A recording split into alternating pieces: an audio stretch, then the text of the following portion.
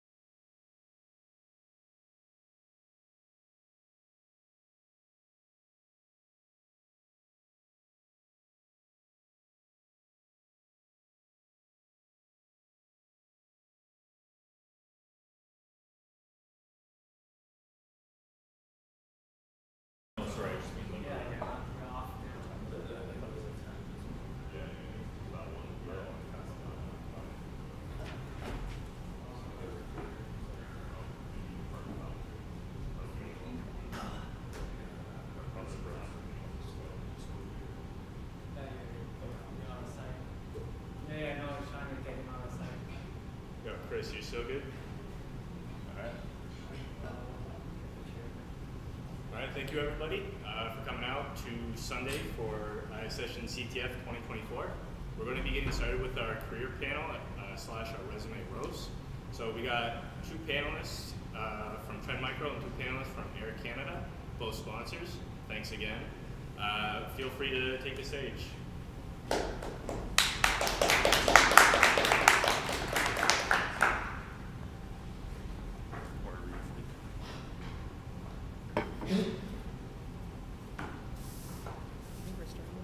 Yeah, no, I'm just gonna roast these first. Okay.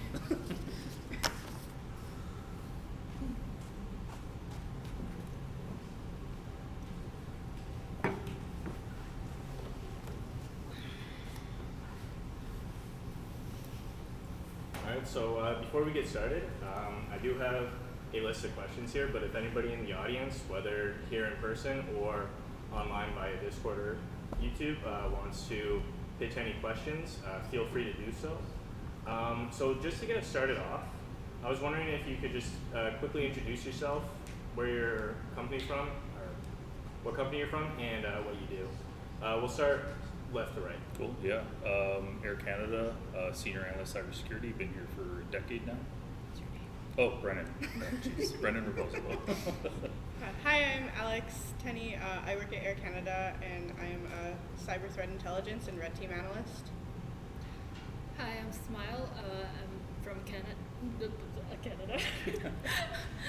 That's I'm true. working at Trend Micro, and I'm a team lead at the Vulnerability Research Incubator.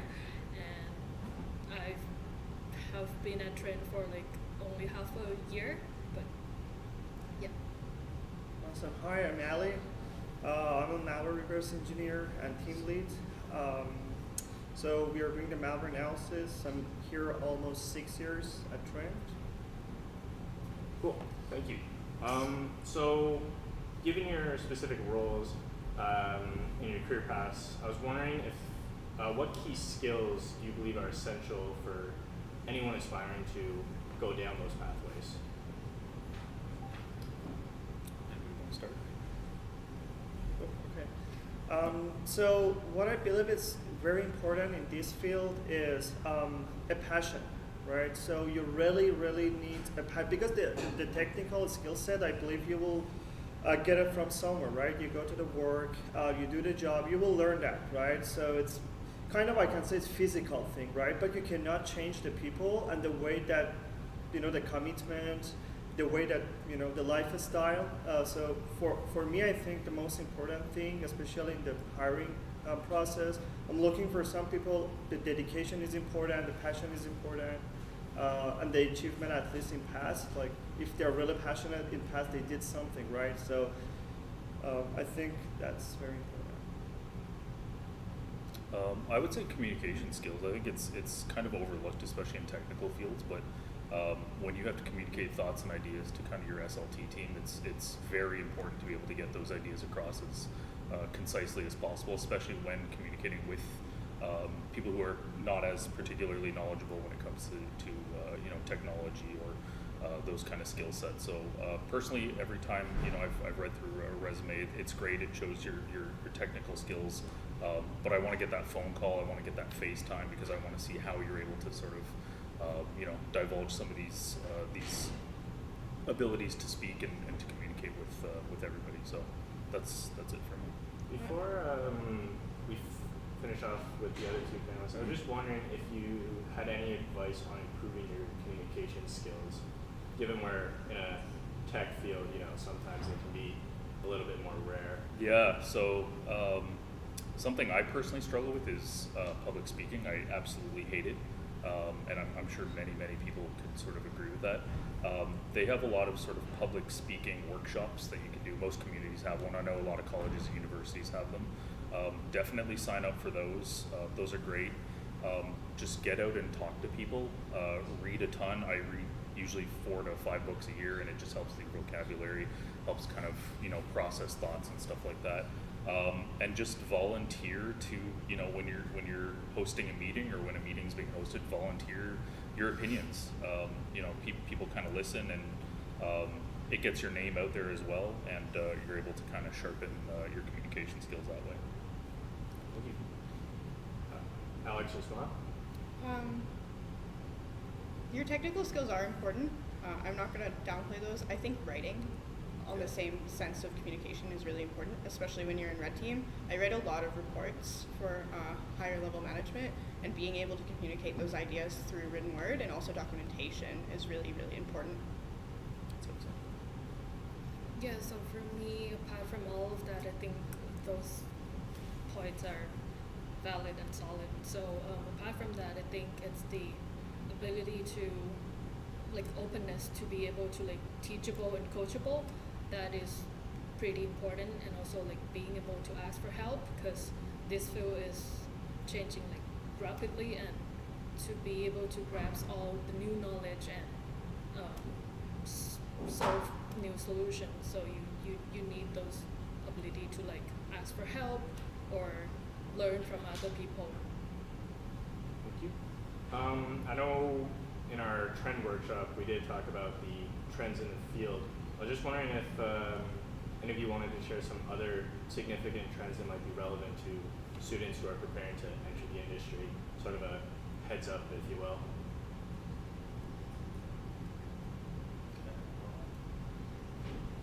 I feel when you're in it, it's kind of hard to identify individual trends because you kind of work through them every day. So that's a tough question. Yeah, I'm not sure. I think the reality is when working at a company, you might be dealing with some new things and new trends a lot, but you're still dealing with all of the historic cybersecurity issues. Companies aren't that rapid to update their systems, and so you're still dealing with a ton of, like, legacy stuff and a lot of legacy vulnerabilities, code bases, systems, etc. So trends are important, but they're not always what you're going to deal with in the day-to-day.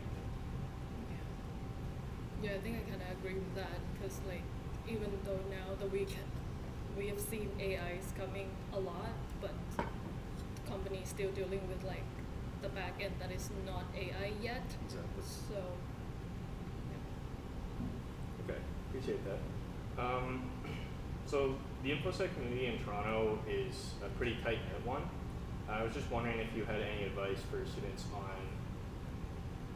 sort of breaking into that community. I can take on that, because I'm actually now also volunteer at the leading cyber lady. So I would say, like, when you are a student, it's actually, like, a good time to, like, go out and meet new people at those events, and just kind of first few time, like, I'm not good at, like, networking with people, but first few time it can be awkward, but you get through it over time, and just kind of go out and ask, and you will see, like, same face probably, like, after 10 times you go to those events. And then if you feel like any like specific community that you feel the vision or mission that kind of align with your value, you can start asking the organizer if any way that you can contribute to. For me, I start off as, like, a photographer for them, and then I start getting involved more, like, organizing and go out to the event and, like, be their speaker at the event as well. So yeah, there are tons of the event in Toronto, and if you get a chance, just go out and talk to people. That's I would say industry events are kind of a good thing as well. I know they can be kind of salesy, but I mean, if you can kind of push some of the salesy stuff aside, I know events like Sector, for example, I don't know if anybody's ever been, but they have a free, like, student admission, and generally the talks are quite good, and again, they're hosted by companies, but I mean, the overall topics are kind of broad and you know, can pertain to many aspects of cybersecurity. You can also volunteer with them as well. So just, yeah, mainly industry events are a good idea too. I wanted to hinge on like the getting involved when you're a student. A lot of students tend to not go to these events because they feel awkward of like, I don't actually work in this industry yet, but you kind of have a superpower being a student. People just allow you to be in spaces and take up space in any means just because you're a student. So it's a really, really good time to get involved and start doing things before you feel 100% ready. A lot of people wait until they feel 100% ready to speak in public or 100% ready to teach others on a topic. You have to push yourself before you're ready in order to get in those spaces. Task Toronto is another one, which I was a student. I attend that. It's pretty cool. So they are very open for you. So if you're a student, you don't need to be an expert to talk over there. So if you're a student, you can always submit your proposal. If they accept it, you can do the talk, and always they bring an expert as well. So I think it's one of the good places. Thank you. So, yeah, so there are lots of ways to make connections, but do you have any advice on how to get the most out of those connections and how to make them last? Yeah. So I think like people often say make a connection will get you a job and whatnot, but I think what I haven't seen as much and not many people say like how to keep those relationships going and maintain that. And basically if you think just as two person that want to build a authentic relationship, it's all it takes. So like you come in as like, hey, I need your help on this, but at the same time like I value your time and all of your advice here. And after that, like even if anything small and you can give that person back, or even just small gesture like thank you for your time, that is also like very would make me feel very appreciated in that sense. And from there kind of casually ask back and forward, like not everyone would respond, but if you want to keep that going, you will get it sometime as well. To kind of hit on what Smile mentioned there, like any relationships take time, they take work, they take effort. So just putting in that time, putting in that work, putting in that effort, communicating on aspects other than work. I mean, find something that you're potentially have in common with this person, golf, cars, whatever it is. Meet outside of work, go for a coffee.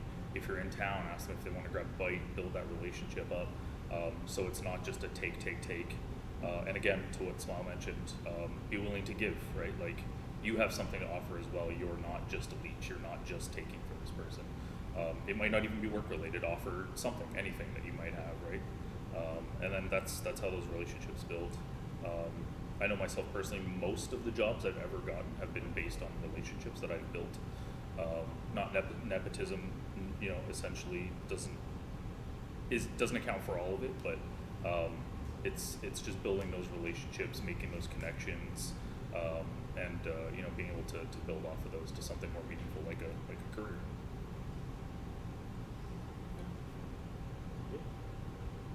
So I don't know about other schools and how their co-ops work, but Sheridan's, they start their co-ops in the summer, so the hunt has sort of started for those co-op students, and interviews will be definitely rolling in. So I kind of want to move into some questions about interviews.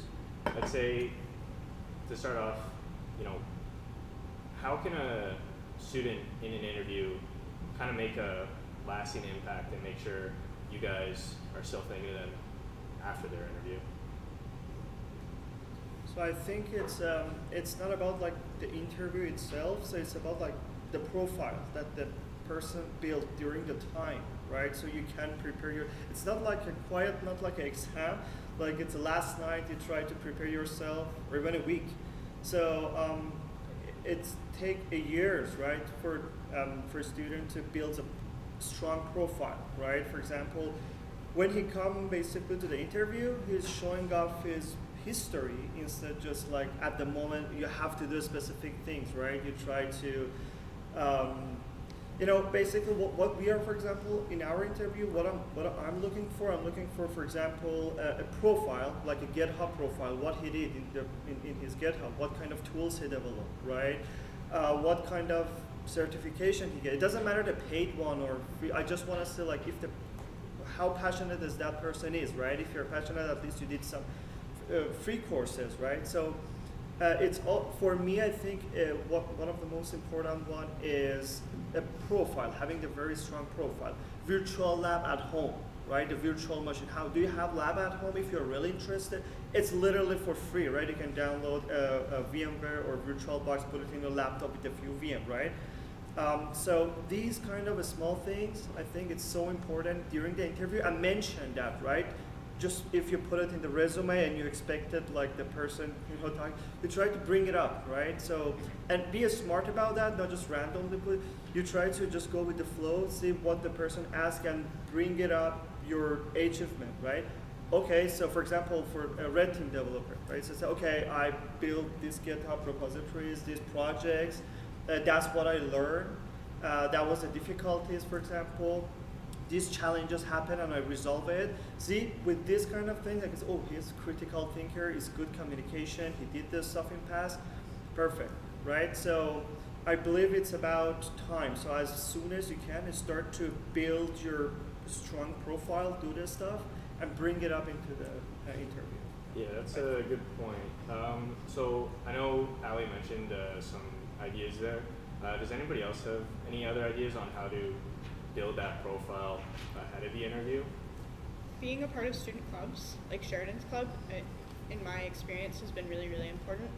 You're able to show that you actually try to be a part of the community, and you're also trying to mentor others. Mentorship in others is something that makes a candidate stronger than others, because you know that if you bring them on and you develop them to be that more senior person, they are then going to develop your more junior people and bring your whole team up.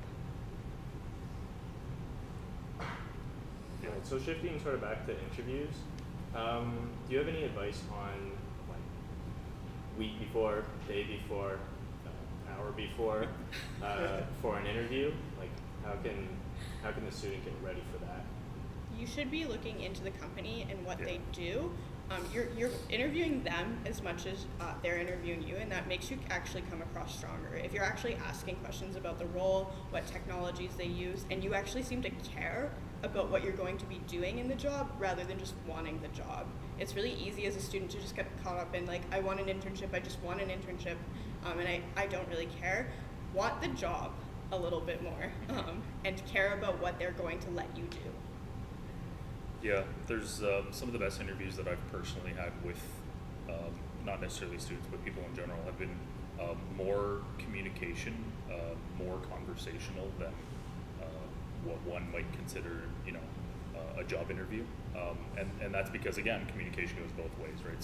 So they're a brand, they're selling themselves. I'm shopping for something, and they're trying to sell me what they offer. And that goes back and forth. They are asking insightful questions.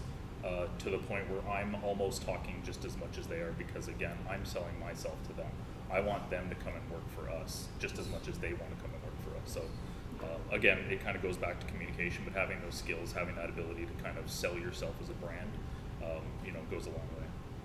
Yeah, I think those point I agree all with that, because I think when you take the interview as like a conversation, you will feel more at ease as well, not feel like, oh, I have to really present myself and all of like selling myself and then feel bad after if you don't feel that expectation. But to go back to the question of like how to prepare on that, I think looking at the company is the strong point that you should really look into that and see if the company align with your goals and your value.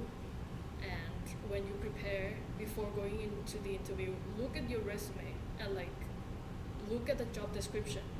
If your past experience has anything that match with that, with each bullet point in the job description, and then trying to build that story and trying to think about other question, follow-up question that the interviewer might have, any like technical perspective of that project, any difficulty, any like problem solving skill that you use, all those kind of things beforehand.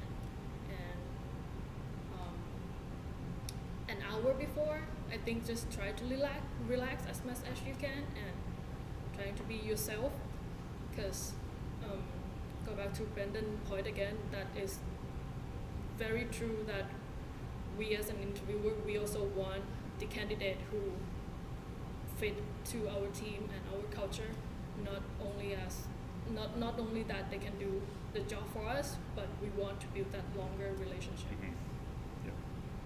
Cool. I just have a few more questions, and then we'll move into the resume roast. If anybody in the audience has questions, just raise your hand, and the panelists can point to you. So, all right, we've talked about building that profile, the interview. Let's get into actually working at co-op.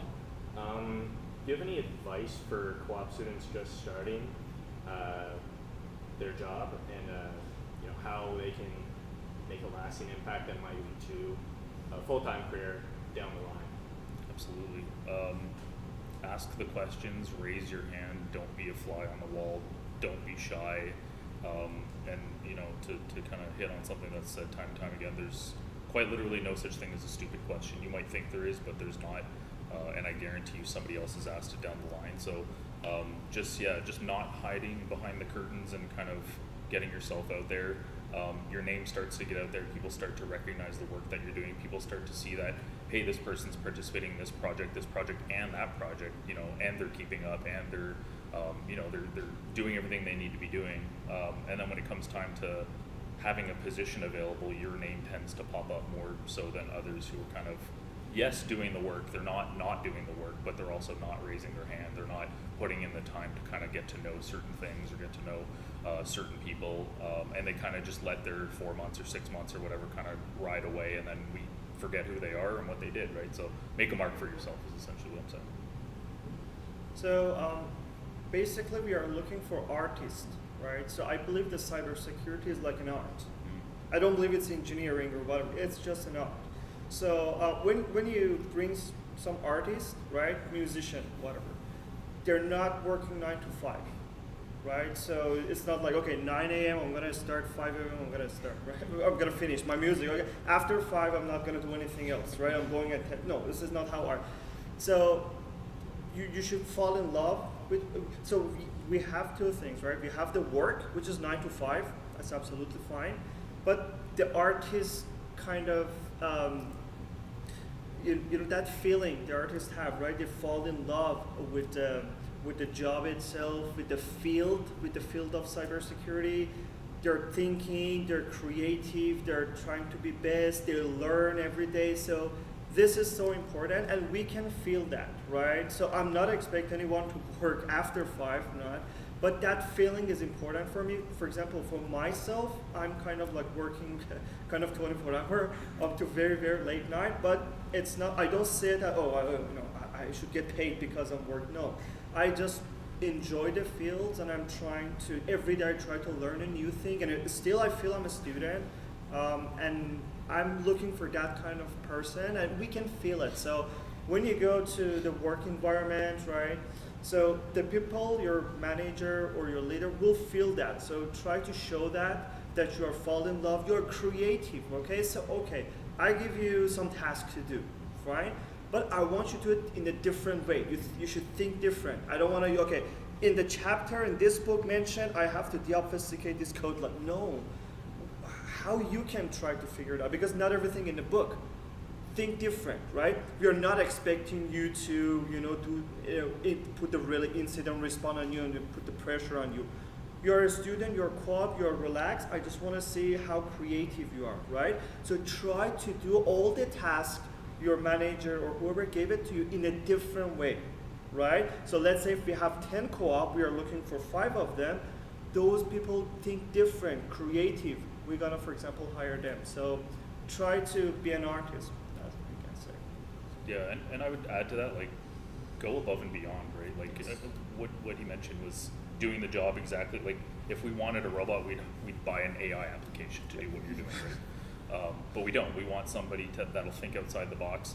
And if you know there's a next logical step in the task that you're being asked to do, even if you haven't been asked to do it, do that next logical step because you know it's coming. I just, as somebody who may manage, I may just not have told it to you yet. So if I come to you and say, oh yeah, you've done that, and now I want you to take that and do this, and you've already done that, shit, that goes a mile, that goes a long way for somebody like me looking at somebody like that. So again, when a job's available, I'm going to remember that person and remember the work that they did and the creativity that they applied and that they weren't just a robot doing a job that I asked them to do. Exactly. Yeah, be curious, ask a lot of questions, go above and beyond. All right. Thank you. So unless there's any last questions, I think we're ready to move into the resume roast segment. This one's going to be a bit more of a freestyle. I don't have any questions for you. I just want you guys to look at the resumes. We'll be starting off with 1, so make sure it has a 1 in the corner. And just tell me what your overall thoughts are, what you like, what you think they could improve. Yeah, so I'll give you guys a sec. That's good. Laid out concisely.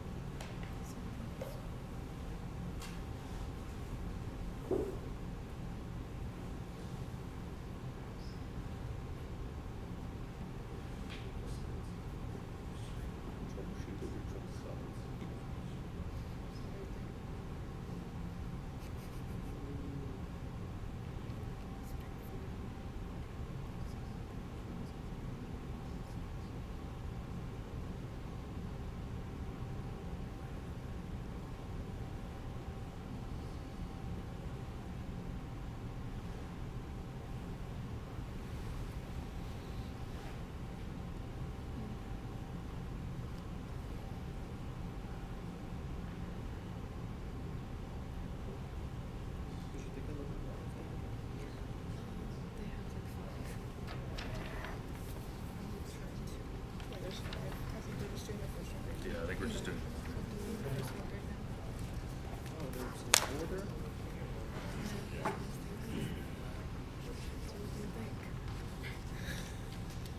Oh, they're all similar.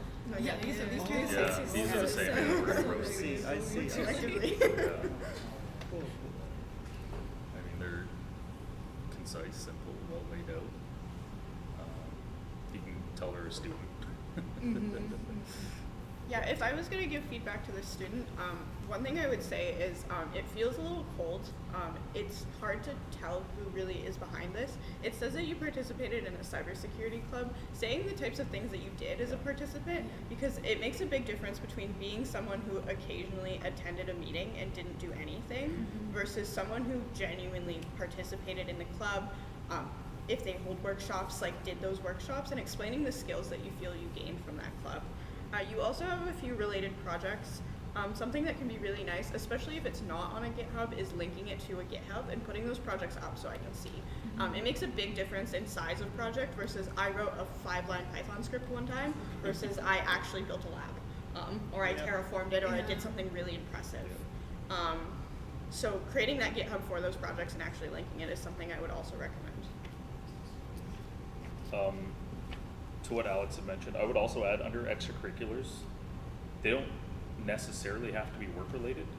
Again, when you're going into an interview, you're selling yourself as a brand, and you want to break that ice. So me as somebody who's doing the interview, I'm going to look at your extracurriculars, and if you like something like soccer, the ice is immediately broken. We're going to talk about soccer, we're going to have a quick discussion, you're going to feel at ease, I'm going to feel at ease, then we're going to move into the meat and potatoes of it all. So yeah, if you like anything at all, Pokemon, doesn't matter, put it in there, something non-job related that you can kind of use as an icebreaker going forward. So yeah, I understand that people say one page. It should be one page, but I believe it can be more for cybersecurity, and I'm telling you the reason is so this is cool and simple, right?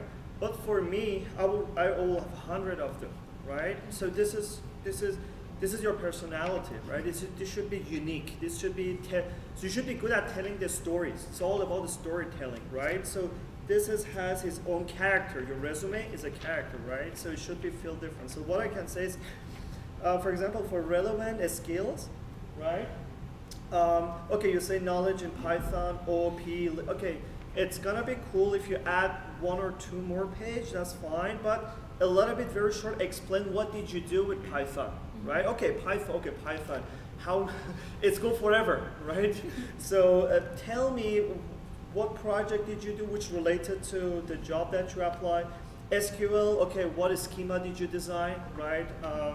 For example. One more thing is a certification. Right now there's too many free certification is out there. It's fine. You don't need to put like those you paid. Just put it. I just want to say, okay, if there's like a lots of malware analysis, digital forensic free courses out there, just do it and put it in here. It's very important for me. And yeah, you add more stuff. I can say a little bit more explanation. It would be cool. Yeah, I think the thing that I don't really see is like more of the detail of what you actually accomplished in each professional experience or like even for extracurricular, because I always have like one tip for resume writing is trying to use each bullet point as serve a purpose of skill that you want to show. Like one bullet point can be like for communication. How did you perform very well in communication with your coworker, your manager? Or like another bullet point can be like your technical. You use Python to do what and improve what. Something like that. And yeah. Any other points, or are we ready to take a look at Just a final point of, it's kind of unclear what types of roles this person would be interested in. The resume reads kind of like a general sysadmin IT resume, which would be great if that's what you're applying to, but if you're applying to a cybersecurity position, which there's bits that makes it feel like that's what they would like, I'm not sure what type of cybersecurity position they would care to have. If it's red team, if it's malware analysis, if they want to do the blue team, there's no point that leads me in either direction. Exactly. Yeah, I would also add like building a resume sucks and you kind of only want to do it once. Yeah. But tailoring your resume to the job you're applying for means a ton. Like if I see, and again, yeah, there's bots that read through, but if I see keywords for a specific position that I'm hiring for, your resume is going aside, right? If I see this, it's going in the maybe pile. It's not going in the no pile, but it's going in the maybe pile. Yeah, so just be specific. And again, I know one of the questions was relating to cover letters. I love cover letters. I hate writing them, but they mean so much because that's where you tell your story, and then this tells you kind of what you've done or what's helped round out that story. So cover letters to me personally are a huge pro, and I love them. But yeah, just tailor your resume. Don't just copy and paste one resume and blitz it to 15 different jobs that you're trying to apply for, because it might not apply to all of those jobs. It's difficult, but it's important. Yeah. Right now, I know it's so painful, but it's all about it, right? So it's very important to modify this to the specific role that you're looking for. Cool.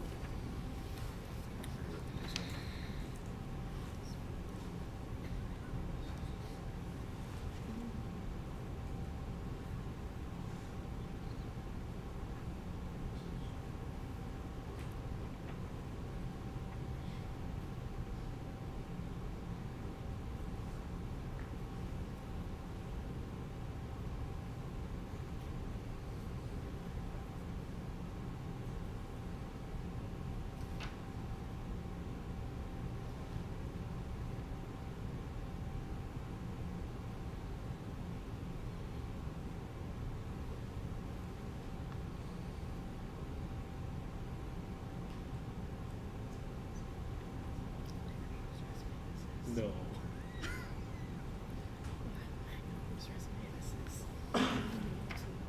Oh shit. Is yours? That's funny. I like it. It's a GitHub repository. I was thinking if you guys do resume design in school, you just totally stick to one page. Artists were cool. Because this looks busy. Like Artists were resume's cool. like 3 pages, but It's not the real job. that makes sense.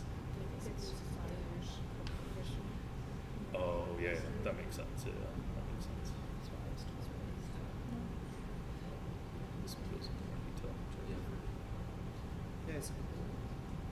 it's sorry, They do so I can phone move call on. and stuff.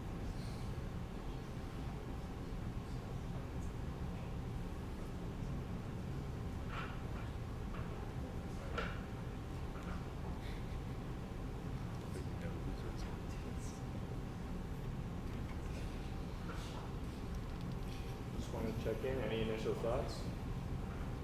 I like this resume. This person has quite a bit of co-op experience, which unfortunately he is able, or they are able to leverage. It's just a benefit of having a lot of co-op, and it shows a lot of experience in cybersecurity. I would again push towards having a clear goal of what you want to do in cybersecurity. They've done quite a bit. They've done penetration testing. They've done a lot of software engineering, and also just general specialist, like blue team type stuff, it looks like. And so having even a line or a blurb that says, I would like to go here with my career, this is what I want, can help people a lot more to decide what they want. Even if that's not necessarily, if you're not like set on being a blue team person, or if you're not set on being vulnerability management, just saying you are, to allow that person to give you that role and push you in the right direction. I don't think there's anything wrong with it. You don't have to be set on a role to say that that's what you would like to do. Especially for an internship, like I think our interns are working in every aspect of cybersecurity right now, from blue team to vuln management. And you know, again, you don't have to be super specific, but you're going to be dabbling in a bunch of things, and you might find out you like something that you didn't think you would like, right, in a corporate world. So, yeah, something like that. But and you can pivot 5 years into your career. 100%. If I did red team my whole 5 years, and then one day I said I want to be a malware reverse engineering, I don't think anyone would fault me for being in red team for the first 5 years. Not at all. And to put that into perspective, I've been with Air Canada for 10 years, and I've had 5 different jobs. So, like, you can pivot, especially internally. It's a lot easier to do. I appreciate the GitHub repository. That's good, and the different methods of communication. So that's good. But overall, yeah, this would read as a stronger resume to me. Yeah, I like this resume as well, but one thing to note that because I saw in skills, they also list a lot of skills in the skills section, and also like under project, they also list like // for the skills that used in that project, which to me it's kind of repeat itself. But if you want to, I would say just choose one way to go with. And if you want to show like in any particular experience that you use this kind of skills, just do that, and to be consistency. Yeah, a little nitpicking here, just year to year, like 2022 to 2022. I think that can take out just to the 2022. Apart from that, I think this one seems pretty strong resume. Like at first I can see that this person is pretty technical and want to get into like cybersecurity. I think just having a good cover letter, say where he wants, what he's interested in, and this one I think is good. Okay.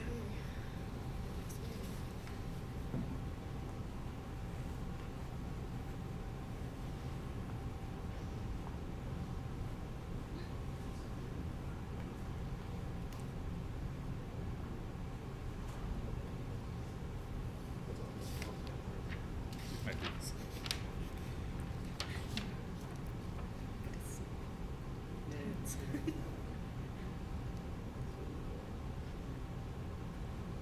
Just organize it a little bit. Yeah. That's my multiple pages, because I can just make it shorter. It's Put busy. everything in one. Like after reading 40 resumes, I put that one Yeah, aside. it's- It's too much to look at. So just as a, for the audience, something that we all seem to agree on is this resume is kind of overwhelming to look at. It's like a lot of big text, and not a lot of headers, and it's also all very squished. And I know that you likely did this to fit it on one page, but Brennan said if you have been given 100 resumes and you have to find one intern, this one you probably won't read through and you'll just put it aside. Yeah. Because it's overwhelming to look at. So finding a better template or a better format, or even maybe pushing it over to 2 pages. Yeah. I know you're told not to do this, but it might serve you better if this is how you want your resume to look. Will help a lot. I don't like the summary of qualifications because I just don't want to read it That's a because it's cover so letter. overwhelming. It is like a cover letter. So if you're going to just list skills or technologies that you know, just bullet point list the skills or Exactly. technologies. Don't write long sentences about it. Yeah. And if you want to go like a sentence, I would say 1 bullet point, just capture one thing. Don't go over like 2 lines. Just because it's pretty tense. A general rule of thumb I've heard is no more than 3 bullet points per thing. Yeah. So if it's experience, like if it's a job, no more than 3 bullet points to explain what you did, just because it gets to that big blob of text where people are overwhelmed by it and they don't want to read it. Yeah. Yeah. Exactly. Yep. So again, it's like a social media engagement, right? So let's say in the YouTube you have a short video and then you have your YouTube channel, right? So I believe like the first page of your resume should lead to the second page, right? So you don't need to put all the things in one page and try to force it. So don't make the person overwhelmed. Like just make them interested, and then they will go to the second page if they want, right? So the design is very important, and storytelling is so important. So just connect the dots, right? Create a story out of your resume. So when I look at the first page, I shouldn't be overwhelmed, and I should be interested. Go to the second page as well, right? So I think personally, like I 2 to 3 is fine. It's depend like what experience you have, but put everything in one. I believe it's a little bit overwhelmed, especially if you have lots of technical things. Yeah. Oh, one more thing that I saw in the questions you gave me yesterday, the CGPA. Is the CGPA is important for us? As long as you have the okay CGPA, that's so low, it doesn't matter, right? Your profile is more important. I think like 3 above, 2.7 above, it's fine as long as you have a very good profile. As long as you don't have less than 1, right? It's okay. But yeah, for me, I think it's no matter like this CGPA, as long as you have a very strong profile. You know, some people are not good at study and marking, but they're very good at doing the job. So yeah.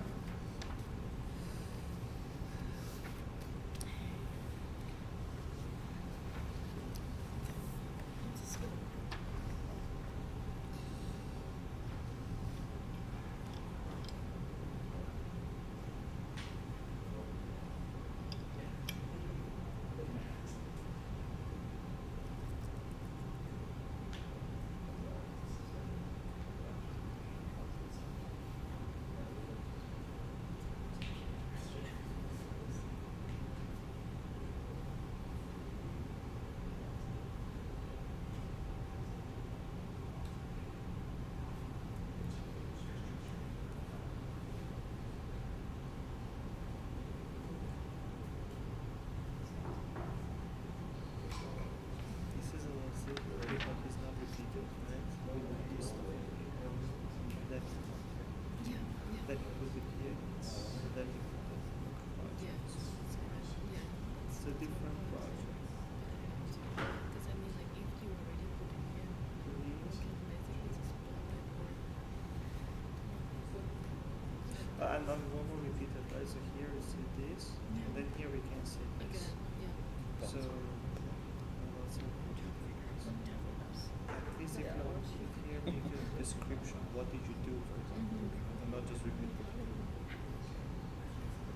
Oh, they have this section. And they also have this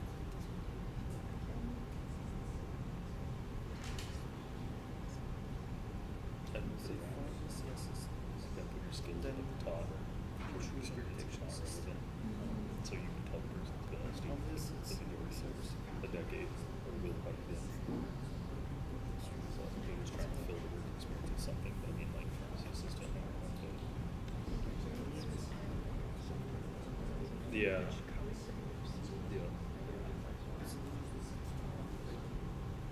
Is that what your skill Yeah, for? From here on, Researcher. researcher.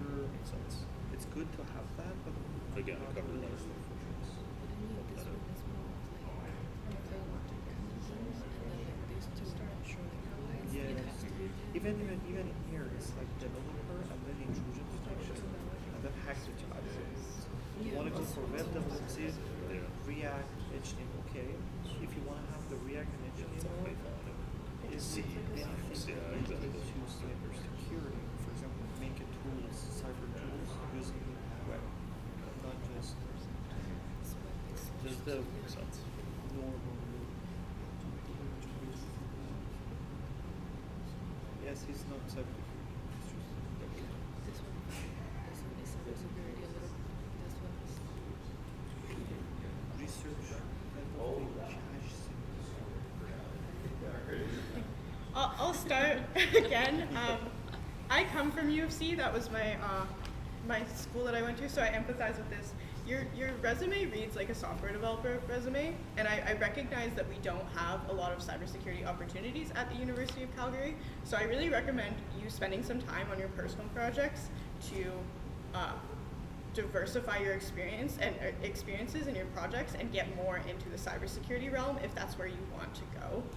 Whether it be like even secure software coding, if you wanted to specialize in that area, that would be a really good opportunity for you.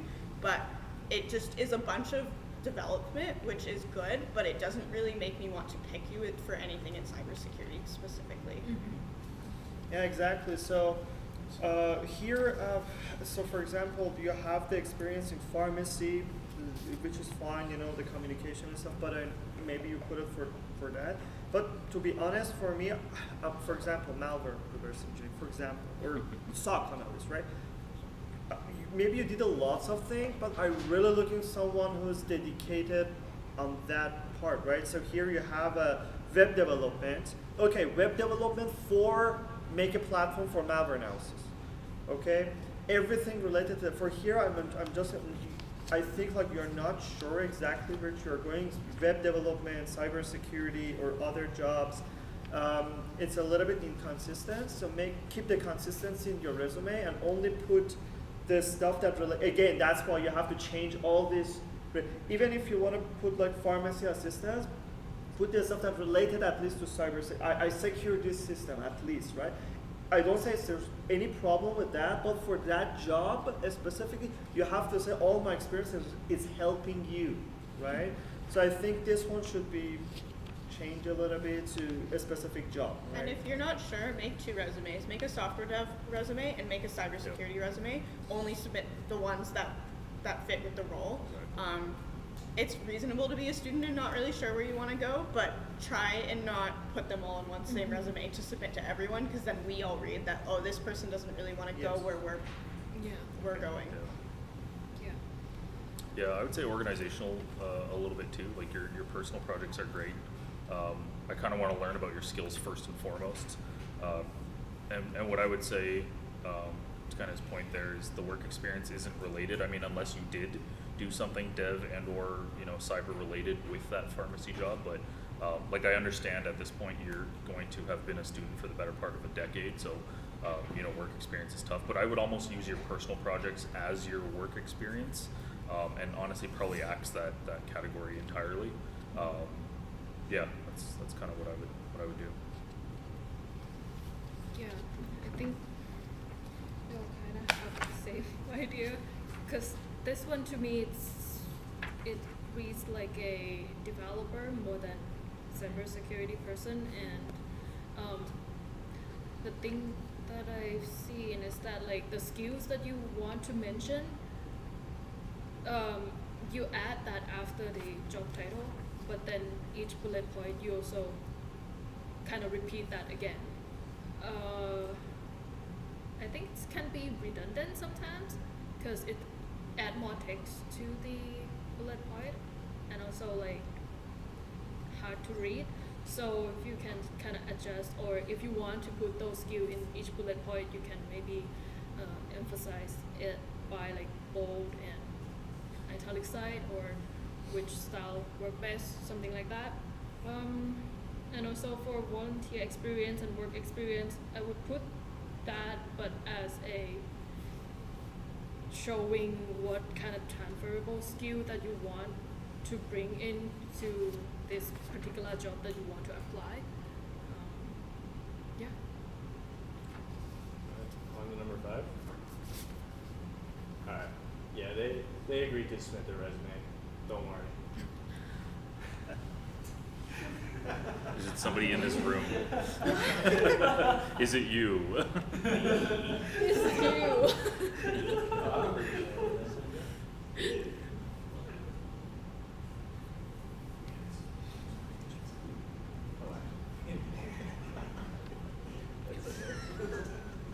This must be fake. I think this is Yeah. 6 out of what? Out of 6. Out of unlimited.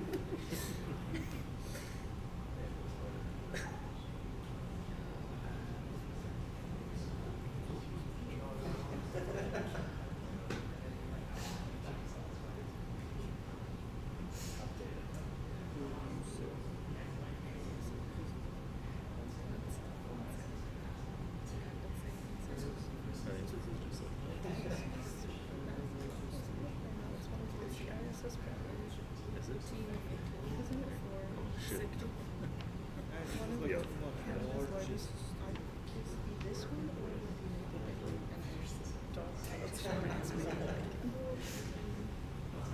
feel like they purposely fucked this one up though. It's kind of like, Are they making this? that's what I thought too. Well, so it's they're president of this, which is one of Calgary's largest InfoSec clubs, and the two that biggest is UC Maplebaken or this one. It's probably this one. There's a one fake resume. I think this is a fake. Oh, this is. This must Oh, be. this is not at all. The resume seems like the format He's isn't as smiling, nice. so. Yeah. The format isn't as nice. It feels very quickly thrown together. I Yeah. think it would be worth putting in a little more time on the template or stealing one online, honestly. It's real. I also, your skills/tools, you put the number of years that you've used something. The number of years that you've used something don't necessarily indicate expertise. I've used Java for 7 years. I'm not very good at writing Java. Versus something like Burp that I've used for like 3 years, I'm great at Burp. So it's not really a good indication of how good you are at something. And I also think it can undersell your experience in some other things. And like, Alex picked this one out, but I mean, just reading through it, like, just kind of go through it with a fine-tooth comb because you've captained a team that finished 6 out of what? Blank. Nothing there. So 6 out of unlimited, 6 out of 6, right? Yeah, just more details, a little bit more structure. There's some miscellaneous spaces where spaces should be, and then no spaces where, you know, it's yeah, a little bit of a mess. A little bit of a mess. I hope this was like a joke resume though. I hope so too. I'm sure it was. I don't know. Are you asking me? And like, yeah, be consistent with your style. Like, make it more presentable. Wouldn't hurt. Yeah. Yeah. All right. So if we're finished, thank you again to all of our panelists. You guys will be sticking around, I think. Yep. So Yeah, for that at least, yeah. we got a few people networking, and we got challenges going till 4. So keep submitting them. Good luck, everyone. And I just wanted to add, we are legitimately looking for summer interns. So if anybody's like actually looking, by all means, come find us, talk to us. I don't have an exact number of interns, but we are actively looking for 1 and or more. But yeah, just want to throw that out there. Perfect. Yeah, for Trade Micro, we're also looking for software developer or like cloud developer, and for like me and Ali, both of us on like the threat research team. So for me, I would be like vulnerability research and be like malware research. So